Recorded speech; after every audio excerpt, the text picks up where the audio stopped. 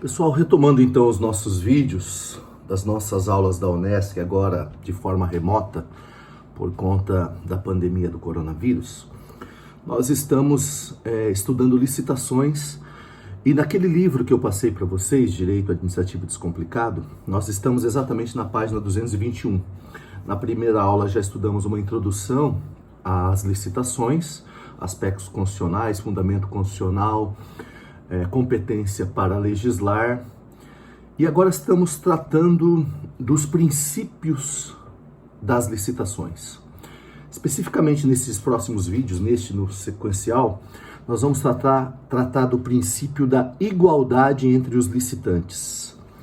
É um princípio previsto lá no artigo 3º, como todos os outros princípios das licitações, mas o interessante é que o artigo 3º traz tanto a observância do princípio da isonomia, quanto a observância do princípio da igualdade.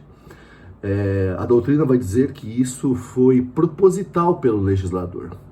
Ele quis colocar ali isonomia e igualdade no mesmo dispositivo, com observância obrigatória, e ali naquele contexto tratam-se de expressões sinônimas, isonomia e igualdade.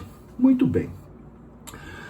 Recentemente, nem tanto assim, em 2010, através da Lei 12.349, foi inserido mais uma finalidade às finalidades do artigo 3º. Lembrando que eram apenas duas finalidades: atender o princípio da isonomia e selecionar a proposta mais vantajosa. Em 2010, através dessa lei, foi acrescido mais uma finalidade: promoção do desenvolvimento nacional sustentável. Isso porque essa lei 12.349 de 2010, ela acabou por relativizar o princípio da isonomia, o princípio da igualdade, inserindo ali no artigo 3º uma série de regras de desempate e regras discriminatórias, dando um favorecimento a empresas brasileiras, empresas que promovam o desenvolvimento nacional sustentável, favorecimentos especialmente quanto aos critérios de desempate, tá certo?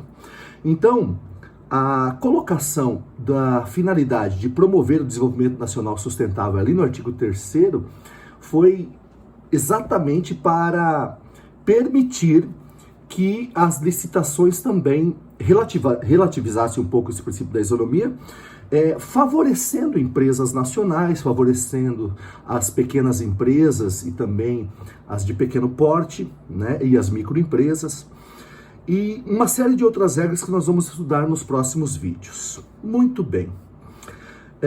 Por exemplo, essa lei 12.349 de 2010 acabou colocando na 8666 que a administração pública poderia adotar, para a determinação da proposta que será considerada mais vantajosa na licitação, critérios outros que não seja o exclusivamente econômico-financeiro imediato. A exemplo da exigência de que a produção de determinado bem que a administração contratante pretenda adquirir utilize um percentual mínimo de materiais reciclados ou de baixo potencial de poluição do ambiente natural, tais como os biodegradáveis. Outra alteração também, por conta da promoção do desenvolvimento nacional sustentável, veio já em 2015, com a Lei 13.145, que é o Estatuto da Pessoa com Deficiência, de modo que também trouxe mais alguns benefícios para as empresas que comprovem cumprimento de reserva de cargos previstos em lei para pessoas com deficiência ou para reabilitado da Previdência Social e que atendam às regras de acessibilidade previstas na legislação. Essas pessoas, então, essas empresas passaram a fazer jus a vantagens competitivas, inclusive margem de preferência, que nós vamos abordar nos próximos vídeos. Entretanto, ainda a título de introdução do princípio da igualdade das licitações, né, é preciso observar que, apesar dessas discriminações, os licitantes devem ser tratados de forma isonômica, certo? E também não se pode permitir discriminações injustificadas no julgamento das propostas. Ademais, deve ser dada oportunidade de participação nas licitações em geral a quaisquer interessados que tenham condições de assegurar o futuro cumprimento do contrato a ser celebrado. Então, por exemplo, não configura violação ao princípio da isonomia ou da igualdade o estabelecimento de requisitos mínimos de habilitação dos licitantes, cuja finalidade seja exclusivamente garantir a adequada execução do futuro contrato. Então, não viola a isonomia você estabelecer no edital de licitação requisitos mínimos para poder participar, tá certo? Aliás, lá no fundamento da Constituição, inciso 21 do artigo 37, vai estar estabelecido essa situação de que nada obsta que a administração coloque lá requisitos mínimos, exigências mínimas para que a empresa licitante possa participar daquela licitação, tá? Até para que possa ser assegurado o cumprimento da proposta vencedora, tá certo?